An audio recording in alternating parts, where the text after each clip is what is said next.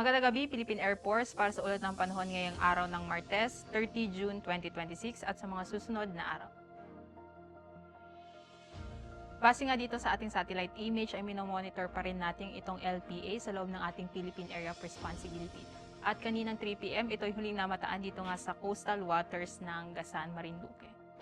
Sa ngayon, magdadala ito ng maulap na kalangitan na may mga kalat-kalat na pagulan, pagkidlat at pagkulog, particular na dito nga sa may Central Luzon, Metro Manila, Mimaropa, Bicol Region, Calabarzon, at Visayas.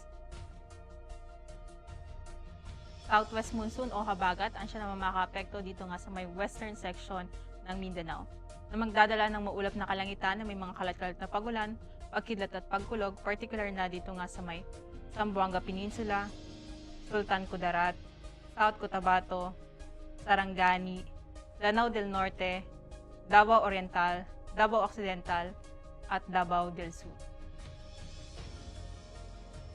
At ang natitirang bahagi ng Luzon at ang natitirang bahagi ng Mindanao ay makakaranas naman ng bagyang maulap hanggang sa maulap na kalangitan na may mga pulupulong pagulan, pagkidlat o pagkulog, dulot naman iyan ng localized thunderstorm at habagat.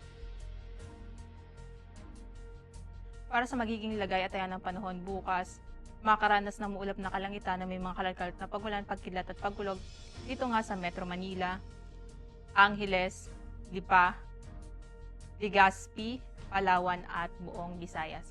Samantalang natitirang bahagi ng Luzon ay makakaranas naman ng bahagyang maulap hanggang sa maulap na kalangitan na may mga pulupulong pagulan, pagkidlat o pagkulog. Dito naman sa may Mindanao, ang buong Mindanao ay makakaranas ng maulap na kalangitan na may mga kalat-kalat na pagulan, pagkidlat at pagkulog. Para sa magiging lagay at ayan ng panahon sa mga susunod na araw, simula araw ng Huwebes hanggang Sabado, ang Metro Manila, Cavite, Lipa, at Angeles ay makakaranas sa araw ng Huwebes ng maulap na kalangitan na may mga kalat-kalat na pagulan, pagkidlat at pagkulog. Samantalang sa susunod na 2 araw, ito ay makakaranas ng bagyang maulap hanggang sa maulap na kalangitan na may mga pulupulong pagulan, pagkidlat o pagkulog. Ang Puerto Princesa at Calayan Islands, simula araw ng Huwebes hanggang Sabado, ito ay makakaranas ng maulap na kalangitan na may mga pulupulong pagulan, pagkidlat at pagkulog. Ang Mactan, Zamboanga at Davao, araw ng Huwebes, ito ay makakaranas ng maulap na kalangitan na may mga kalat-kalat na pagulan, pagkidlat at pagkulog. Sa susunod na 2 araw, ito ay makakaranas ng bagyang maulap hanggang sa maulap na kalangitan na may mga pulupulong pagulan, pagkidlat o pagkulog. Ang haring araw ay lulubog mamayang 6:29 p.m. at inaasan sisikat bukas 05:31 ng umaga.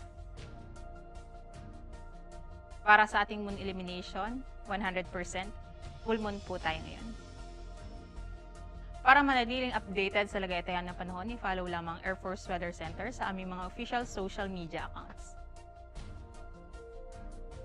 Sa ngalan ng aming commanding officer na si Colonel Hermelino E. Calubiran Jr., Philippine Air Force General Staff Corps, ako si Sergeant Rosemary De Los Reyes, Philippine Air Force, Weather Broadcaster ng Air Force Weather Center. Muli magandang gabi, Philippine Air Force.